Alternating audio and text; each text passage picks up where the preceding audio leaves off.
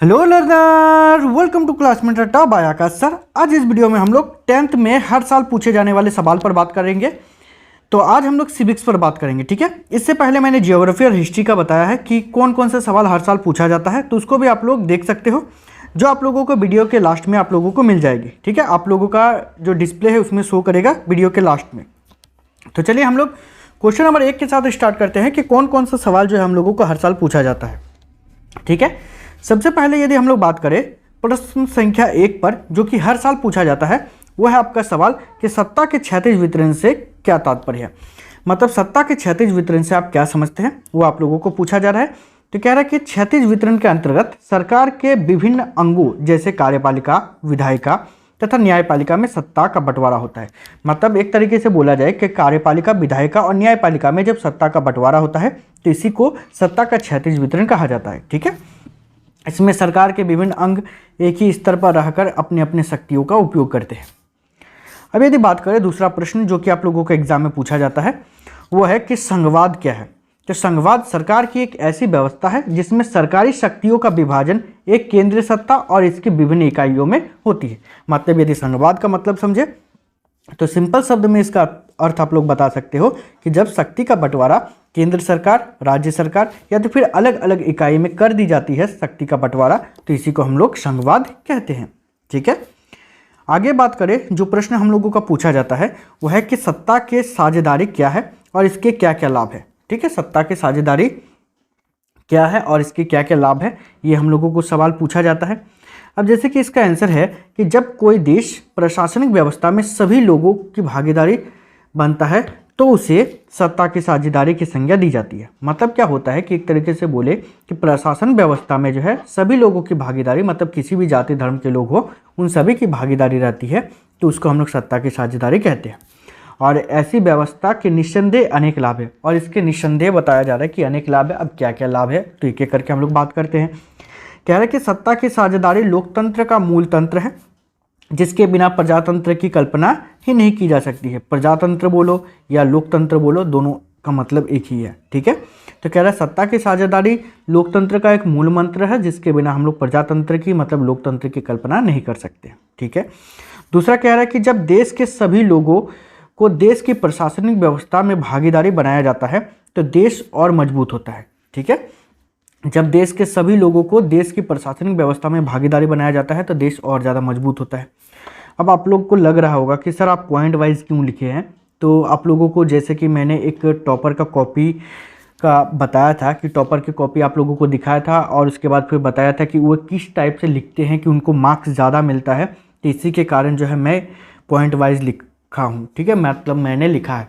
अब ऐसा क्यों, तो आप लोग उस वीडियो को देखिएगा, इसका भी लिंक मैं आप लोगों को डिस्क्रिप्शन पर दे दूंगा, ठीक है, टॉपर का कॉपी वाला, या फिर आप लोग वीडियोस के लास्ट में जो आपका डिस्प्ले में आ जाएगा तो वहाँ से आप लोग देख सकते हो कि आखिर टॉपर्स कैसे लिखते हैं कि उन लोगों का मार्क्स जो है इतना ज़्यादा आता है, ठीक है। तो चलिए अब आगे हम लोग स्टार्ट करते हैं।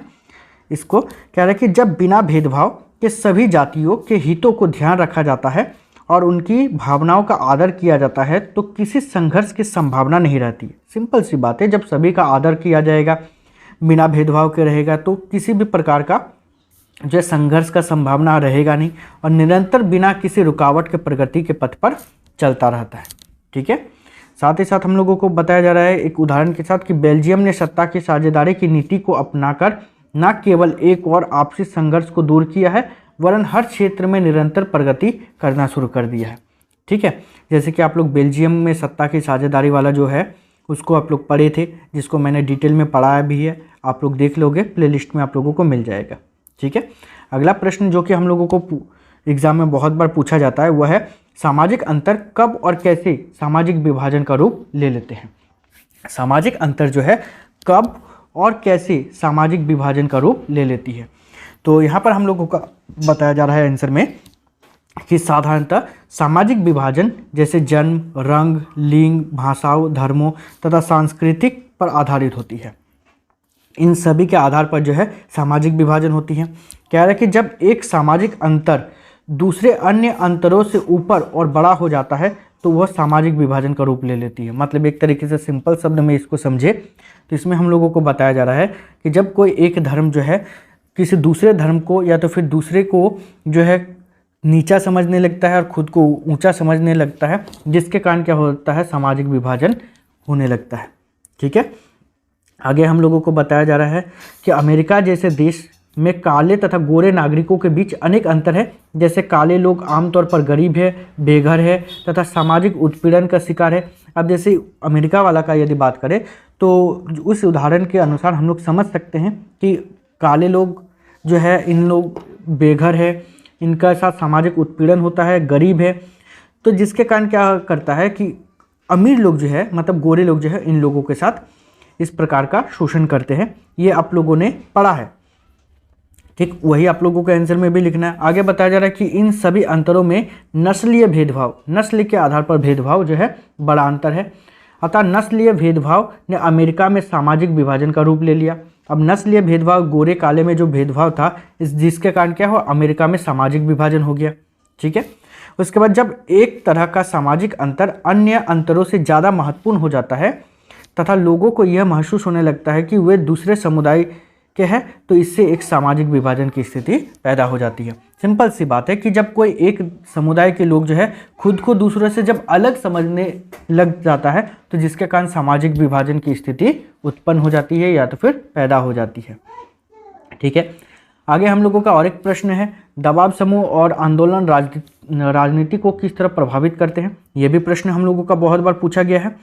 तो इसका आंसर पर यदि बात करें तो कह रहा है कि दबाव समूह और आंदोलन राजनीति को कई तरह से असर डालते हैं। कह रहा है कि विभिन्न समुदाय और आंदोलन अपने लक्ष्यों की पूर्ति के लिए जनता की सहानुभूति और समर्थन प्राप्त करने का प्रयत्न करते हैं। ठीक है, दबाव समूह जो है और आंदोलन क्या करते हैं, अपने लक्ष्य का पूरा करने के लिए जनता का सहानुभूति और समर्थन प्राप्त करने का प्रयत्न करते हैं, और ऐसे में वे बैठक करते हैं, जुलूस निकालते हैं और सूचना अभियान चलाते हैं। ठीक है, साथ ही कह रहा है कि केवल जनता को ही नहीं, ऐसे दबाव समूह मीडिया को भी प्रभावित करने का प्रयत्न करते हैं, ताकि मीडिया उनके मसलों पर ध्यान दे, मसला मतलब होता है कि जो समस्या है उस समस्या पर ध्यान दे, और ऐसे में सरकार और जनता का ध्यान उनकी ओर आकर्षित हो। ठीक है, तो इस प्रकार से प्रयास करते हैं। और भी यदि आगे बात करें तो यहाँ पर हम लोगों को बताया जा रहा है कि ऐसे दबाव समूह केवल सूचना अभियान तक ही सीमित नहीं रहते, वरन वे धरना भी देते हैं, हड़ताल भी करते हैं और सरकारी कामकाजों में बाधा भी डालते हैं, ताकि सरकार उनके मांगों को जल्दी से माने। बहुत से मजदूर संगठन, कर्मचारी संघ आदि ऐसे तरीकों को अपनाते हैं ताकि सरकार पर दबाव बन सके। ठीक है, वो कोशिश करते हैं कि सरकार के कामकाज को किसी प्रकार से रोकने का प्रयास करते हैं, ताकि क्या हो कि सरकार उनके बातों को मानने पर बाध्य हो जाए। ठीक है, आगे यदि बात करें जिसमें बताया जा रहा है कुछ दबाव समूह अपनी बात को लोगों तक पहुंचाने और सरकार को जगाने और सोए हुए को जगाने के लिए महंगे विज्ञापनों का भी सहारा लेते हैं। बहुत बार महंगे विज्ञापनों का सहारा लेकर के भी सरकार को जगाने का प्रयास करता है। ठीक है, आगे कह रहा है कि कुछ दबाव समूह विपक्ष के नेताओं को भी पक्ष में लाने का प्रयत्न करते हैं और उनमें भाषणबाजी तक करवा देते हैं। ये तो होता ही है। उसके बाद अपना वोट बैंक बढ़ाने के लिए विभिन्न राजनीतिक दल भी इन दबाव समूह को अपने पक्ष में करने का प्रयत्न करते हैं। वोट पाने के लिए भी बहुत बार क्या करते हैं, जो राजनीतिक दल होते हैं वे लोग दबाव समूह को अपने पक्ष में लाने का प्रयास करते हैं। ठीक है, एक सवाल और है जो कि हम लोगों को एग्जाम में पूछा जाता है, वो है लोकतंत्र में राजनीतिक दलों की ज़रूरत क्यों है। तो लोकतंत्र में राजनीतिक दलों की ज़रूरत क्यों है, तो इसके बहुत सारे कारण हैं। तो पहला कारण पर यदि बात करें तो विश्व में बड़े बड़े देश हैं जिनमें लोकतंत्र व्यवस्था है, क्योंकि इन बड़े देशों में एक व्यक्ति द्वारा शासन संभव नहीं है। ठीक है, बड़े बड़े देश जितने भी हैं उन सभी में जो है लोकतांत्रिक शासन व्यवस्था है, क्योंकि एक व्यक्ति द्वारा शासन संभव है ही नहीं, इसलिए कई लोगों के समूह मिलकर शासन करते हैं। ऐसी स्थिति में लोगों को एक समूह के रूप में संगठित करने के लिए राजनीतिक दल की जरूरत होती है। ठीक है, तो एक यदि बात करें तो लोगों को एक समूह के रूप में संगठित करने के लिए भी जो है राजनीतिक दलों की आवश्यकता पड़ती है। आगे यदि बात करें तो आगे हम लोगों को बताया जाए लोकतांत्रिक व्यवस्था में जनता के मतों द्वारा शासन वर्ग का चुनाव होता है, और इसके लिए एक देश या प्रांत को कई चुनाव क्षेत्र में विभाजित किया जाता है, और इसके लिए जो है एक देश को या प्रांत को कई शासन क्षेत्र में या चुनाव क्षेत्र में जो है विभाजित कर दिया जाता है। साथ ही साथ कह रहा है कि राजनीतिक दल ही चुनावों में जनता का प्रतिनिधित्व करते हैं और अपने उम्मीदवार खड़ा करते हैं। ठीक है। इसके कारण क्या होता है, जनता का प्रतिनिधित्व करने में अपना उम्मीदवार खड़ा करते हैं और बहुत बहुमत मिलने पर सरकार का गठन करते हैं। और बहुमत मिलने पर मतलब अधिक वोट मिलने पर जो है वे सरकार का गठन करते हैं। एक व्यक्ति द्वारा एक क्षेत्र में चुनाव जीतकर सरकार का गठन करना संभव नहीं है। ऐसी स्थिति में राजनीतिक दल की जरूरत है। और एक व्यक्ति एक ही जगह पर जीत करके यदि सरकार बनाएगा तो ऐसा भी संभव नहीं है, इसके लिए भी राजनीतिक दल की आवश्यकता है। आगे यदि बात करें तो आगे हम लोगों को बताया जा रहा है कि राजनीतिक दल में एक विचारधारा के लोग सम्मिलित होते हैं जो चुनाव में बहुमत मिलने पर सरकार गठन करते हैं। और राजनीतिक दल में यदि बात करें तो एक ही विचारधारा रखने वाले जो लोग हैं वो शामिल होते हैं और वे लोग सरकार का गठन करते हैं। कह रहा है कि पूरे कार्यकाल तक शासन करते हैं, लेकिन अगर विभिन्न विचारधाराओं के लोग जो विभिन्न चुनाव क्षेत्र में जीतकर सरकार का गठन करते हैं, यदि उनमें कोई भेदभाव उत्पन्न हो जाता है तो उनके द्वारा गठित सरकार क्षणिक ही रहती है। और यदि अलग अलग विचारधारा रखने वाले जो सरकार है मतलब लोग हैं, वो लोग मिलकर के यदि सरकार का गठन करेगा तो वो क्षणिक ही रहेगा, मतलब कुछ समय के लिए ही रहता है। ऐसी स्थिति में प्रभावी राजनीतिक दलों की आवश्यकता है। ठीक है।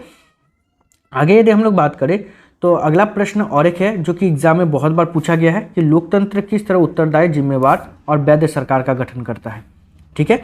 तो इसका यदि बात करें तो इसके लिए भी कुछ कारण हम लोगों को दिया गया है। जैसे कि पहला कारण का यदि बात करें तो जिसमें कह रहा है ये लोकतंत्र ही है जो एक उत्तरदायी सरकार की स्थापना को संभव बनाता है। ऐसी सरकार कायदे कानून को मानती है। लोकतंत्र में सरकार जो है कायदे कानून को मानती है और लोगों के प्रति जवाबदेही भी होती है। जिस दिन ऐसे सरकार का विधानमंडल में बहुमत समाप्त हो जाता है उसी दिन उसे त्यागपत्र भी देना पड़ता है। और जिस समय उसका कार्यकाल भी समाप्त हो जाता है उस समय क्या होता है, या बहुमत समाप्त हो जाता है तो उसको त्यागपत्र भी देना पड़ता है, मतलब उसको इस्तीफा भी देना पड़ता है। आगे हम लोगों को बताया जा रहा है ये लोकतंत्र ही है जिसमें सरकार जिम्मेदारी से काम करता है और लोगों के हितों पर ध्यान रखती है। लोकतंत्र में ही लोगों का हितों का ध्यान रखा जाता है। साथ ही साथ कह रहा है कि लोकतंत्र ही यह संभव बनाता है कि लोग सूचना के अधिकार के अंतर्गत सरकार तथा उनके कामकाज के बारे में जानकारी प्राप्त कर सकता है। लोकतंत्र ही है जिसमें सरकार से जो है जानकारी प्राप्त कर सकता है लोग। ठीक है। कह रहा है कि लोकतंत्र में ही विरोधी राजनीतिक दल स्वतंत्रता से सरकार की नीतियों की आलोचना करते हैं और उसे अधिक पारदर्शी और जिम्मेदार बनाता है। और लोकतंत्र ही है जिसमें क्या होता है कि चुनाव मतलब जो राजनीतिक दल है स्वतंत्रता से जो भी नीति वगैरह लागू करती है उसमें पारदर्शी होती है कि असल में उस नियम में है क्या, उसमें लोगों का नुकसान हो रहा है या फ़ायदा हो रहा है, ये सारा का सारा। और साथ ही साथ सरकार भी इस पर जिम्मेदारी से कार्य करती है। आगे हम लोगों को बताया जा रहा है कि लोकतंत्र ही सरकार की वैधता को संभव बनाता है। जब कोई भी सरकार अल्पमत में आ जाता है तो उसे त्यागपत्र देना पड़ता है क्योंकि उसकी वैधता समाप्त हो जाती है।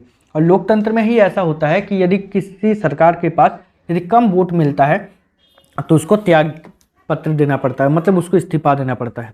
आगे हम लोगों को बताया जा रहा है कि अगली सरकार तभी अस्तित्व में आती है जब अगले चुनाव में अपना बहुमत प्राप्त करते हैं। और सरकार तभी बना सकते हैं या अगली सरकार आती है जब वो बहुमत प्राप्त करती है।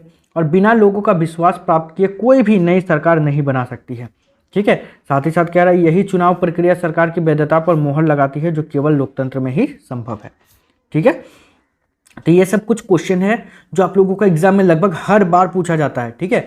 लेकिन यदि आप लोग कमेंट करोगे कि सर नहीं आप मतलब जितना भी प्रश्न आते हैं एग्जाम में वो सारा का सारा प्रश्न का आप लोग आंसर बना दीजिए तो मैं आप लोगों के लिए बना दूंगा। बस आप लोगों को मेरा मोटिवेशन लेवल को बढ़ाने के लिए चैनल को सब्सक्राइब करने के बाद वीडियोस को शेयर करना है। ठीक है। तो इस वीडियो में इतना ही, मिलते हैं नेक्स्ट वीडियो में, तब तक के लिए बाय, थैंक यू।